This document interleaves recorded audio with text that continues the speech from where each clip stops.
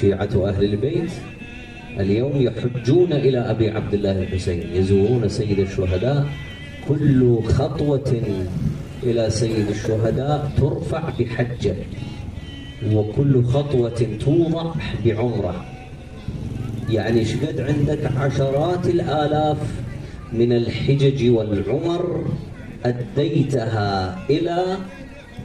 أديتها وأنت تمشي إلى سيد الشهداء عليه الصلاة والسلام. فتشييد، أنت من تزور سيد الشهداء تشيد الدين، مو ترفع علم الدين. تذكر بسيد الشهداء عليه الصلاة والسلام الذي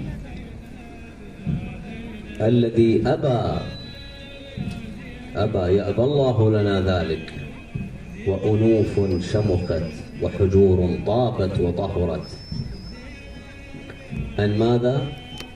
أن يبايع الظالمين. فهذا ما يصدر من أبي عبد الله عليه الصلاة والسلام، لا هو ولا سائر الأئمة.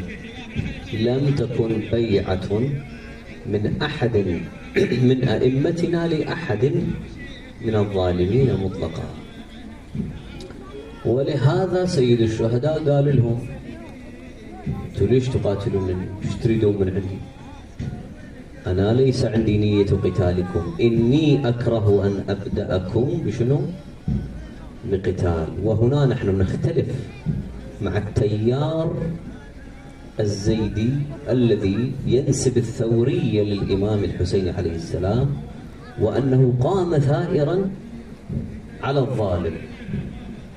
الإمام الحسين عليه الصلاة والسلام أبى أن يبايع الظالم، أبى أن شنو؟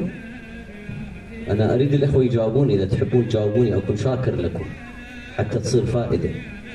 الإمام أبى أن يبايع الظالم لو ما أبى رفض، ما هو بايع. لكن القتال والثورة بالمعنى الذي الزيدية نشروه، هل هو موجود من خلال كلام الإمام الحسين؟ لا نرى له وجودا، لأن الإمام يقول: إني أكره أن أبدأكم شنو؟ بقتال. صاحب الثورة يبدأ لو ما يبدأ؟ يبدأ. فالإمام ما بدأ لأنه يقول: إني أكره أن أبدأكم بقتال، بل واستنكر منهم قتالهم وقال: على ما تقاتلونني؟ ليش تقاتلون؟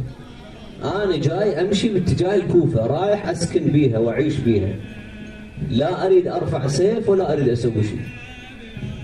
ذاك الوقت من يندقون بأبي عبد الله وصار عنده أنصار بالكوفة، واستطرد في قوته وفي وجود الأنصار له، وتم الهجوم عليه وأريد قتاله، وصاروا سيدافعون عنه وسيقاتل أبي عبد الله عليه السلام.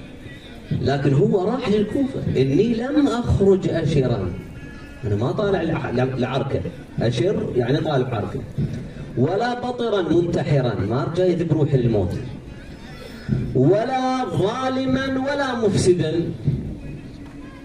شنو طلعت يا أبا عبد الله؟ يقول: إنما خرجت.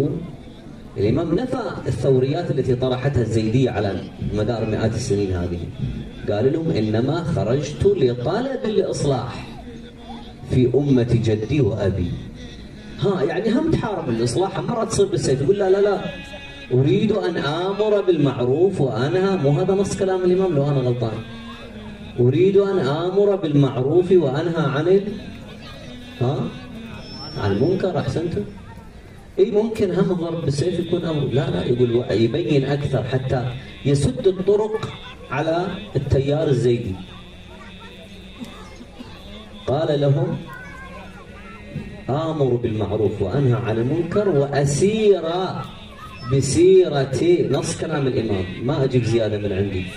وأسير، أسير فعل مضارع منصوب بأن مضمرة وجوبا بعد الواو، يعني وأنا أسير. وأسير بسيرة جدي وشنو؟ وأبي أمير المؤمنين عليه السلام.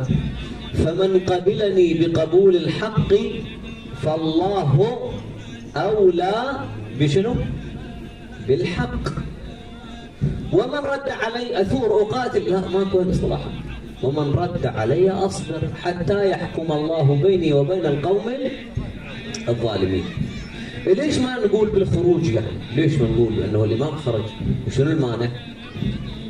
إذا قلنا بالخروج جعلنا للظالم وهو يزيد عليه اللعنة وسوء العذاب في زمانه قيمة، جعلنا له وجود، وما وجود يزيد شنو قيمته؟ الكون كله عبد حاء الحسين. يزيد شنو قيمته حتى يخرج الإمام على يزيد؟ ما قيمة يزيد؟ يزيد نعال ما يسوى أجلكم الله، حاشا النعال، فالإمام بعظمته سيخرج على يزيد.